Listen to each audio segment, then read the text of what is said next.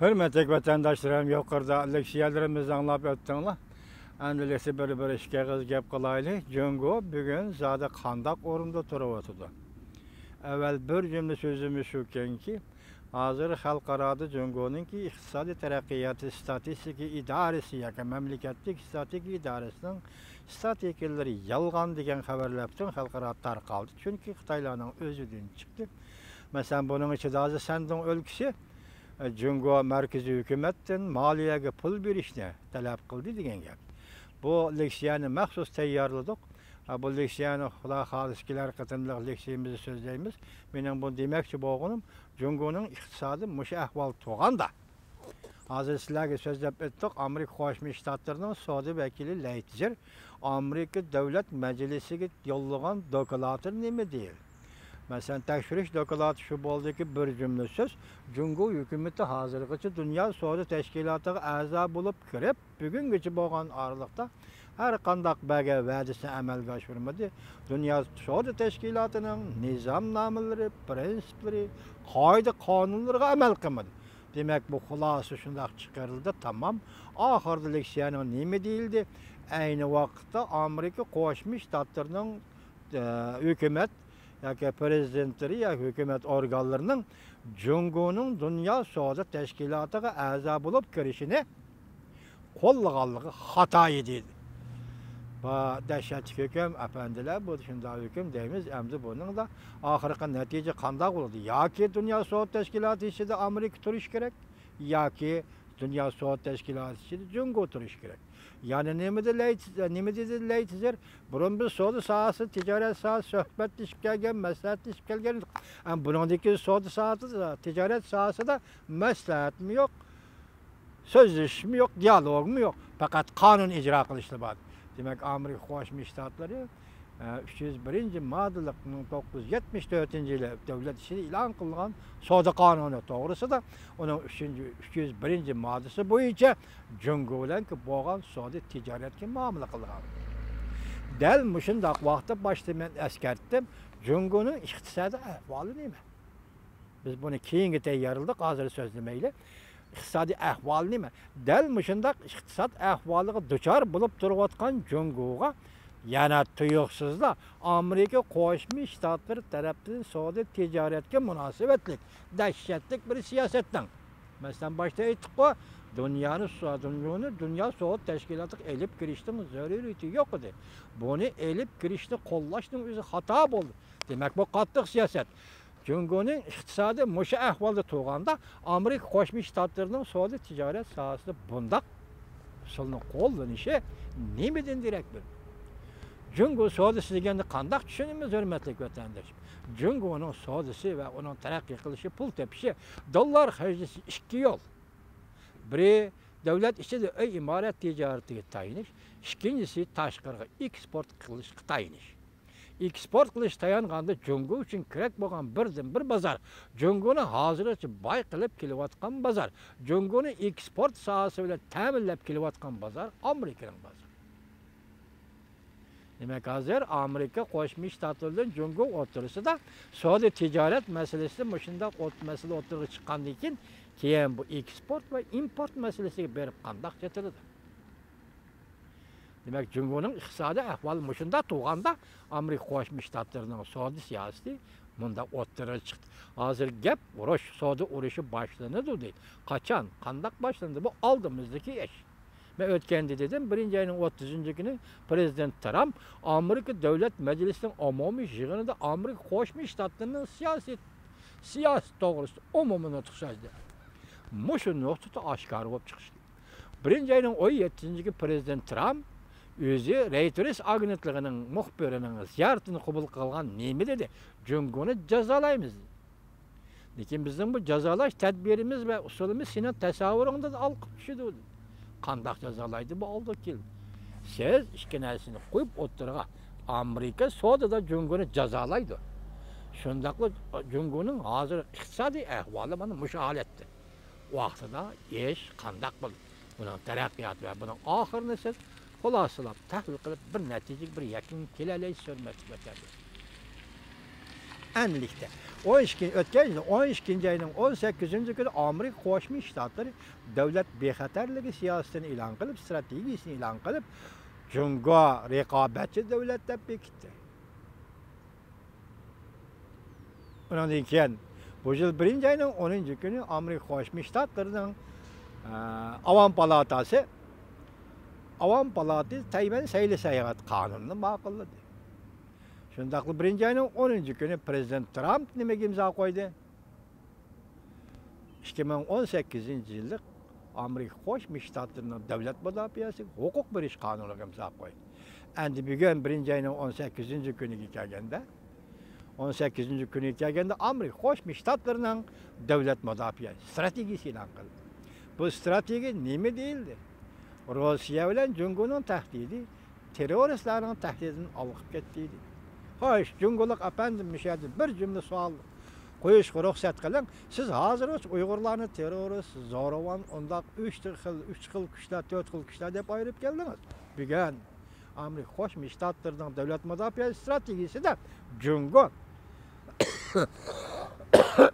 Rossiya bu ikki davlatning tahdidi terroristlarni olib ketgan tahdiddir deydi.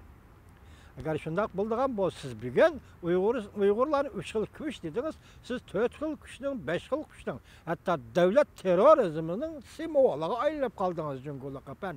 Bundan keyin endi so'zni ishlatishni, qanday joyda ishlatishni o'rganib olishingiz o'rganib olgan va shundoq zaruriyat sizning oldingizga qo'yildi Jungolik apan. Biz hozir deylik, ko'rib o'tdik.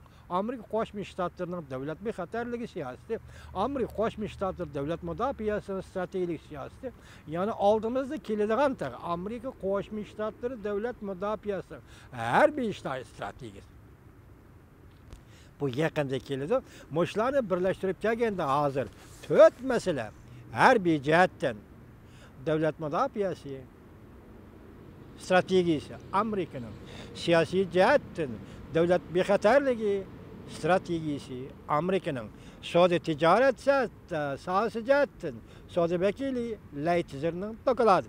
Ya'ni Jungoning savdo qilmishi, aqliy mulk huquqini o'g'irlash qilmishi va savdo qilmishi deganda qoidaga, nizomga xiloflik qilishi bu Amerikaning iqtisodiy siyosat, Jungoning oldiga qo'yilgan iqtisodiy siyosat. Demek hozir diplomatiya sohasida, harbiy ishlar sohasida, siyosat sohasida Jungo bilan Amerika Qo'shma Shtatlarining o'rtasida bir chegara sezildi degan gap. Bir sap paydo bo'ldi, ya'ni oldingi sap paydo bo'ldi degan gap. Prezident Trumpning hozir davlat siyosati, Jungo qaratgan davlat siyosati, Jungo siyosati belgilanib bo'ldi degan gap. Oxirida Li Ayun nim debdi? Andrey Natan nim debdi? Bu qatimqi Amerika Qo'shma Shtatlarining davlat bexatarligi strategiyasi Amerika Qo'shma Shtatlarining Jungo qaratgan siyosatining birlish nuqtasi. Demak, siyosatman mushiya keldi deyli. Endilikda hozir Jungoning tutgan o'rni Yaponiya bilan Senkaku taqim oralig'i yadro suvosti parxodi evatib o'tiribdi majra. Hozir bugundan boshlab Hindiston bilan Jungo chegarasida bo'layotgan ish, hozir Hindiston matbuoti va davlat mudofaa ministrining so'zlagan so'zida nima dedi?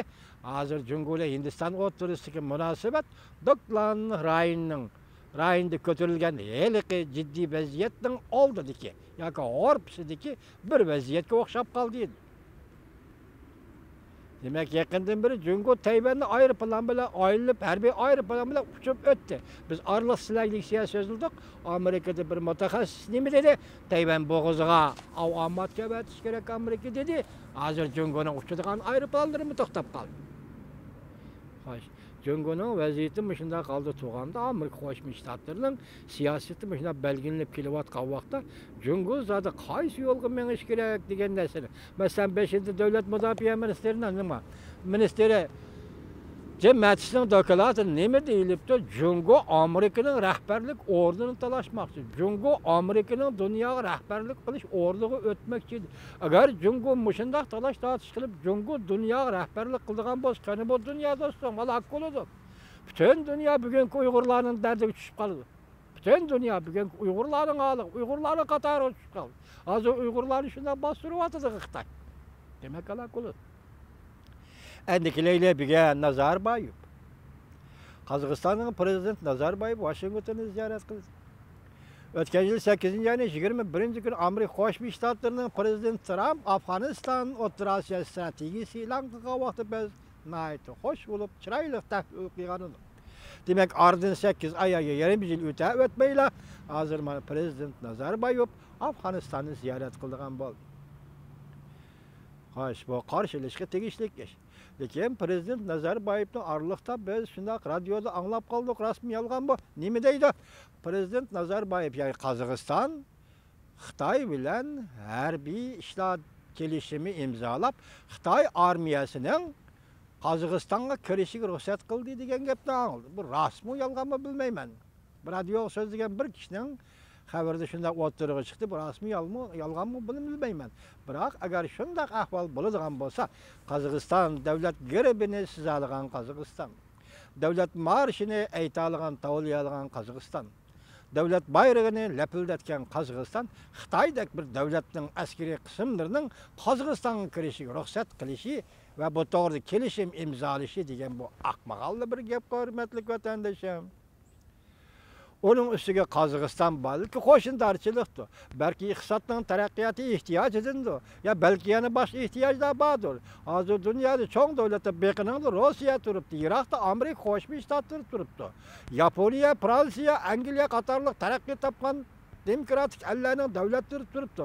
Ular bilan savdo tijorat munosabati o'rnatmay Xitoy bilan tijorat savdo munosabati o'rnatib, Qozog'iston Xitoyga bir necha milliard dollar qarzdor bo'lib qolibdi desa, bu bir külkilik jarayon, çare yok.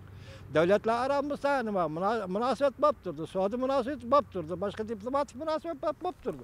Bırak Kazakistan'ın Xitoyga qarzdor bo'lib qolishi, bu sal qabul qilg'il bo'lmaydigan ish bu.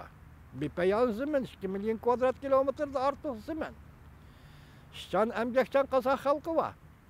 Özünün iqtisodiyoti mustaqil bo'lgandiki hamma yo'l ochiq, asosiy qonun turibdi, oldin nima qilaman desang qila olaysan. Mushu savdo tijorat va boshqa masalalarda Xitoyga bog'lanib qoldi, Xitoy qarzdor bo'lib qoldi degan bu kulkilik bir ish bo'lmam. Başta yani nima deydi xabar yozuvchi?